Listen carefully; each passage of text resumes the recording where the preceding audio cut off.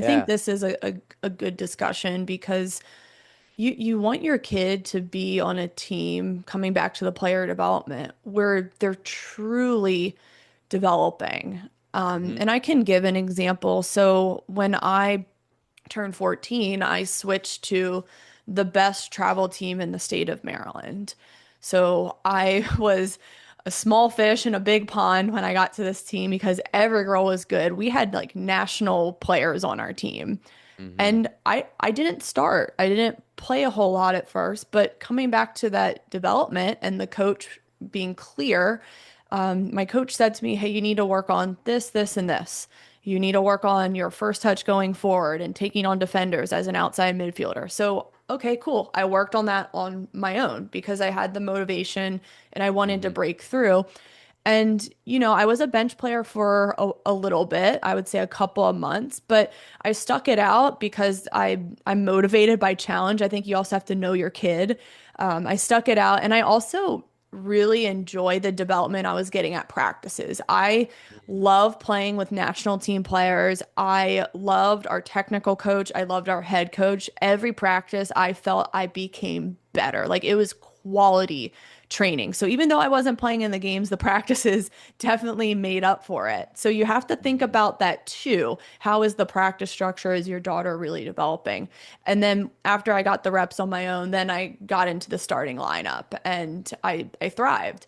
But I think some girls thrive in that challenging environment and they're willing to stick it out and work on it if they're a bench player. But then other girls, they're like, I'd be happier on a lower level team because I get to be a leader. Maybe I'm a captain. I'm playing every minute of every game. So you Hmm. just have to know your daughter, I think, in this situation. There's no right or wrong. And one more thing I'll mention because I know you want to chime in, but the team chemistry is important to some people too. And for me, when I was on this high level team, we were all friendly, but we weren't best friends like my lower level team was. So that was a hard transition. But for Hmm. me, I was okay with it. I just wanted the quality training and the quality coaching and development. And I was thinking about college soccer at that point. I was like, Hmm. here's my end goal. And yeah, I do need to go to some of these showcases at this point. I'm 14 years old now. I got to start thinking about this.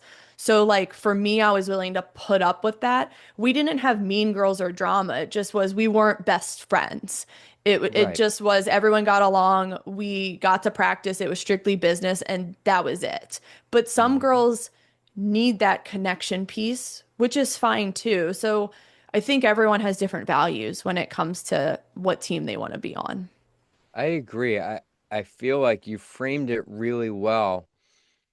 It takes perspective, and everybody's situation is different. There's no, if you're not playing, you should drop down, Yeah. or if you want to play in college, you should just play on the best team. And I think we really fall into that trap in the United States where she really loves it and she wants to play in college. And so the parent really does everything possible to get her on that best team, right? And then she just never sees the field. And she might be a really good player. She was the starter for her rec town team, the travel team for her town. She's like the best player in her town. And, you know, just in terms of where she is in her development, maybe she's hitting a little bit of a plateau, and that's okay. But she needs to play the game and play it with joy and passion to get better.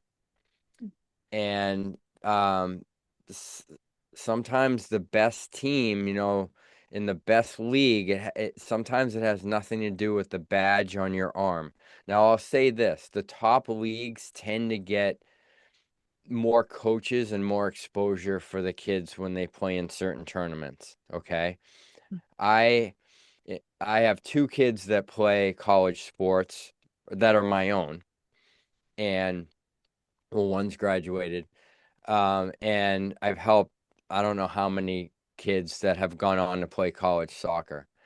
I have never, and I've talked to a lot of coaches as you have, Never has a coach asked what league you play in or what team you play in the construct of your club. Like to say, Erica, it's nice to meet you. Your film looks good. I'm interested in learning more about you and seeing you play. Do you play on the best league? Are you on the top club team in your particular club? They don't ask those questions, right? So there's that side of it. I have two current day stories that I think could help too. One is family that was chasing the best team. They're a Florida team, chasing the best club team. She was, and I've seen some film, she's arguably the best player on her club team, on her current, what they call her old club team.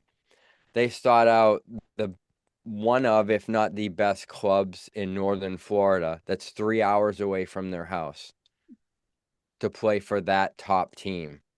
She went to that team, and the reason they called me was to get advice on what to do because she wasn't playing. Confidence was going down. And when she was going into the game, she was hesitating, wasn't playing like herself, which is normal, right? It's a new team, new girls, highly competitive. That team's already established. And I'm like, why the jump? That was my first question and not so many words. Why the jump and why at 14 years old? Right? Let her continue. Well, she really wants to play in college. Okay. Who's gonna who's what college coach is gonna see her play if she's on the bench? Right? So from a recruiting standpoint, from a long play, a long-term perspective, parents, we need to look at that, right? And put her in the best situation. And that's just part of that perspective, right? Different girl, also a Florida girl, just switched to a different high school who is slated to win a state championship within the next couple of years. They have a lot of upperclassmen. This public high school is big. They're a powerhouse soccer program. This girl is a sophomore, really great player. And of course, she wanted to make varsity, right? And they just had their tryouts. Florida's on a, slightly different schedule than say like the Northeast. So she made JV, and I was so happy for her. And then I was like, Great, now we dominate JV. Mm. You play JV, you dominate, you become the best teammate and leader you can be on that JV team. And she was two sophomores made varsity, and they're both defenders. This person's a striker, right? That means that slot's filled by upperclassmen, established players. It's okay not to be on the best team right now, Yeah. right? You're one of those girls gets hurt that's a striker, you're probably going to get pulled up because all week during tryouts, she got pulled up with the juniors and seniors for the scrimmages and all the drills. Like she's right there. But I really commend the head coach to saying, nope, I want this girl playing. I want this girl playing. I have my best 20 girls, 22 girls.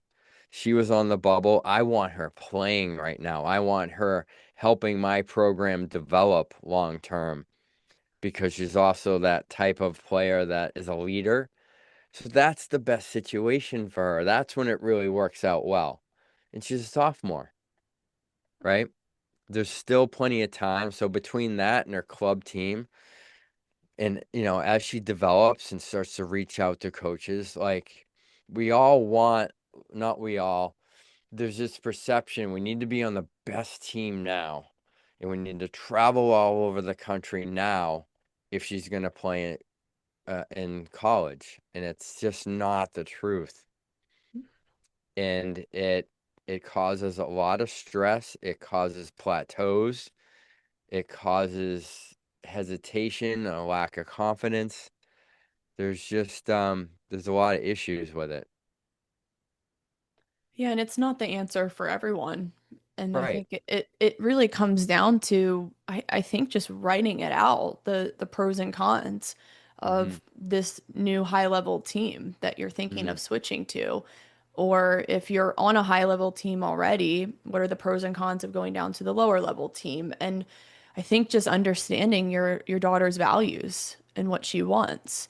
Does she want high quality practices, a coach she likes? Does she Mm-hmm. want to get along with the girls and be best friends with them? Does she want to get minutes? Or is she fine with being on the bench because she's getting good training? Like, Mm-hmm. there's so many things to think about. And I really love these stories because I see these same stories every single day where Mm-hmm. girls will go to a lower level team and they become that leader and then they get that confidence again and they're communicating on the field and they're owning everything and it's so cool to see them thrive and I just had a girl who switched down from ECNL to ECNLR and I watched one of her games a few weeks ago and I just saw with her energy on the field. I was like, I turned to her parents. I'm like, she looks really happy out there.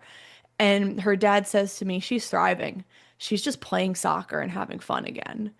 And I was Which is like, what it's that, supposed to be. yeah, I was like, that's amazing. And that's not to say like you can't have fun on a higher level team. I'll say, coming back to my story, I loved going to practices even though I wasn't playing in the games because I was Mm-hmm. getting quality training and I felt like I Right. always got a good workout. And I had hope. I knew that I could break into the starting lineup. It wasn't, something where I was like, oh, there's so much to spare. I'm never gonna get it. Like I had in the back of my mind I can get it.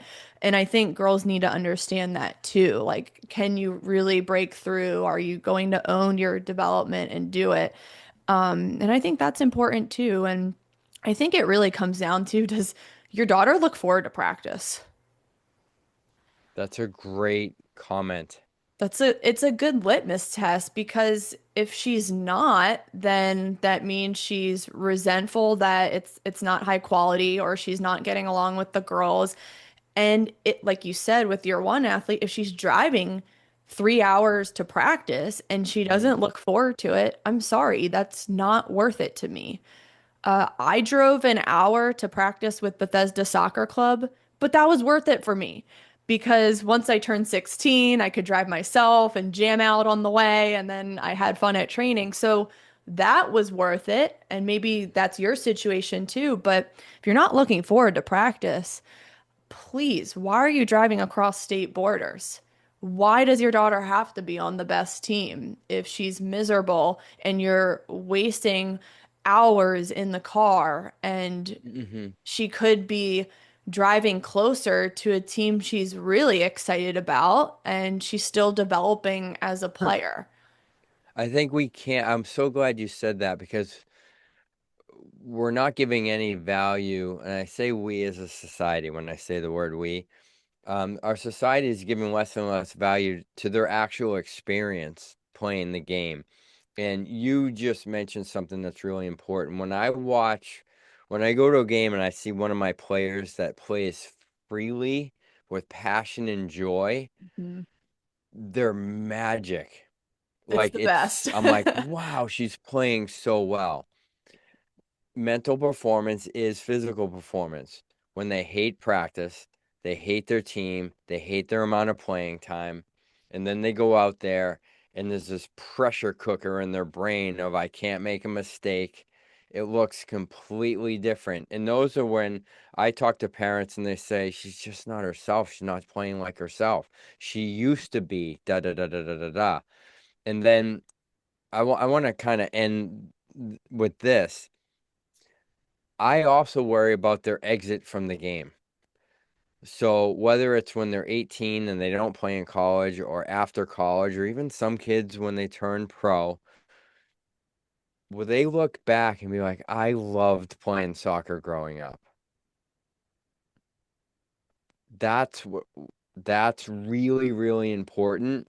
Not just so they can be like, oh yeah, it was all unicorns and butterflies and I love playing soccer. No, there's ebbs and flows, but I loved it so much. It was one of my biggest passions.